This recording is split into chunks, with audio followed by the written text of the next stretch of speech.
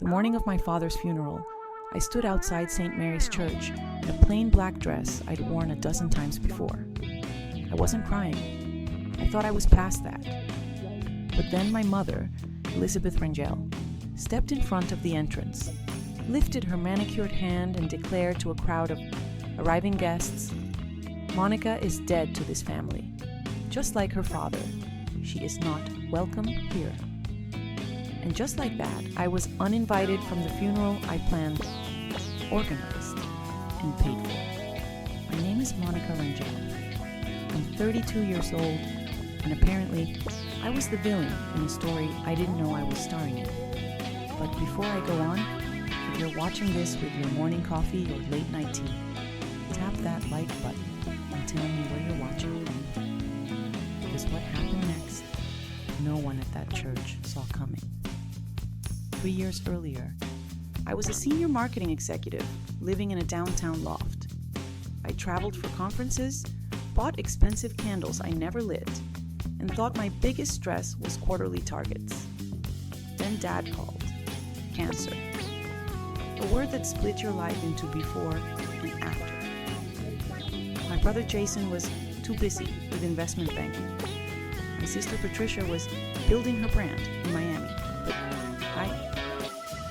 I packed my life into 5 boxes and moved home. I converted our dining room into a medical care station. I learned to administer IV meds from YouTube. I slept sitting up more nights than I can count. I held Dad's hand through 37 rounds of chemo, and my mother, she complained about the medical smell. She shopped online for European vacations. She walked past Dad's room like he was an inconvenience. She FaceTimed Jason and Patricia every Sunday to tell them how hard her life was. Jason needed money for a new Rolex for client meetings. Patricia needed a camera to capture authentic moments. Dad needed medication insurance for the cover, and I paid for it using my savings. 2 weeks before Dad passed, he seemed strangely peaceful. A little smile, a spark of something. I thought it was the morphine. Later, I would learn it wasn't.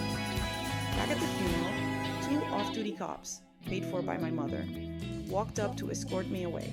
I didn't fight. I didn't cry. I understood they were just doing their job. As I crossed the street toward my old Honda Civic, a white Lamborghini pulled up. Jason stepped out in a $5,000 suit, fixing his Patek Philippe watch. He hadn't visited Dad in 2 years. Minutes later, Patricia pulled in with her pink Tesla, filming her entrance for Instagram. "Hey, beautiful souls. Saying goodbye to Daddy today." And yes, she promoted her discount code for grief healing essential oils. Meanwhile, Dad's oldest friend Frank yelled at my mother, "That girl took care of Tom for 3 years while you shopped for Italian handbags." Mom only smiled coldly. Jason was already being introduced as the future owner of Dad's construction business. Patricia was being promised Dad's rental properties. And the guest nodded politely, pretending not to see the truth. But one person did. Across the street, sitting in his car, was our lawyer, Mr. Henderson. He met my eye and tapped his watch twice. A signal. The next morning at 8 a.m., I met him in his office. The table was covered with documents, bank statements, and security footage. "Monica," he said, "your father knew exactly what was happening. He knew who was there for him and who was waiting for him to die." What he showed me next shattered everything.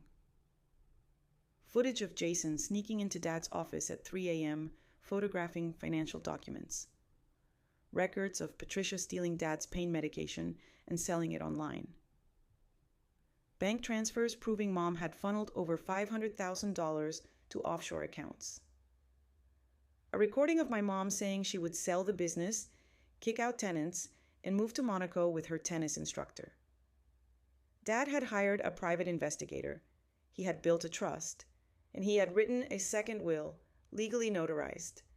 The will no one else knew about. At 2:15 p.m., I walked into the official reading wearing my oldest dress, hair unbrushed, looking exactly like the defeated daughter they believed I was. The room was full. 3 lawyers, a court reporter, security, and a journalist from the Tribune. Dad arranged that. Mom sat like a queen at the head of the table. Jason scrolled through his phone. Patricia filmed herself until the reading started. Henderson opened the folder. This is the last will and testament of Thomas Andrew Rangel, dated 18 days ago. Mom's face drained of color. Then came the bequests. To Jason, $1, paid in quarters so he can learn the value of money. To Patricia, $1, paid in pennies, 1 for every visit she never made. To my wife Elizabeth, the garden shed she always complained about. The room exploded, but Henderson raised his hand. Before these inheritances are finalized, we must review the morality clause. Then the evidence played, one by one. Jason's attempted wire transfer, Patricia selling oxycodone, Mom's offshore accounts and secret life insurance policies, and then the worst recording of all, Mom calling Dad an old fool, planning to sell everything and run away with her boyfriend Andre. Jason demanded a lawyer. Patricia cried real tears for the first time in her life. Mom nearly collapsed. Then Henderson looked at me. Monica, please stand. The screen changed to videos of me caring for Dad. The late nights, the feeding tubes, the songs, the expenses, the sacrifices. Finally, Dad himself appeared in the last video, speaking directly into the camera. Monica, if you're watching this, it means my experiment is complete. I needed to know who loved me and who loved my money. Henderson read the final distribution. 85% of Rangel Construction, all rental properties, family home, Dad's investment portfolio, the classic car collection, and additional assets in the trust. Jason tried to lunge at me. Patricia screamed. Mom whispered, "He left me a shed?" And yes, he had. Then Henderson added, "Oh, and Andre wanted me to inform you he is no longer interested. He says," and I quote, "he doesn't date shed people." Security escorted them out one by one. The next morning, Dad's employees stood in the parking lot waiting for me. Miguel, his foreman, handed me a coffee. "Boss," he said, "we've been waiting a long time for this." Turns out, Dad had secretly been letting me run the company for 2 years without telling me. Every suggestion I'd made, he had implemented. Within a month, we landed a massive contract renovating the children's hospital that treated Dad. I donated a family care room in his name. The rental properties? I kept Dad's discounted rates and created a volunteer program where tenants could earn rent credits. Patricia later applied for one of the apartments. We sent her a rejection letter, printed on her own Instagram-branded stationery. Mom moved into the shed. It became town legend. A year later, I visited Dad's grave holding one of his anniversary letters. One of many he left for me. He wrote, "Real inheritance isn't wealth, it's worth." As I left the cemetery, I felt something I hadn't felt in years. Peace. My phone buzzed. It was Henderson. "Your mother wants one of your father's old coats. The shed gets cold." I thought about forgiveness. I thought about Dad. I thought about everything she'd done. I texted back, "Give her the one with the holes in the pockets. She always said Dad couldn't hold on to money anyway." Because that's the truth about inheritance. It's not what you get, it's what you choose to give. And some people, no matter how much they take, never learn the difference.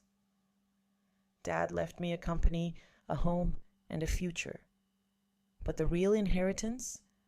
A reminder that love compounds interest in ways money never can.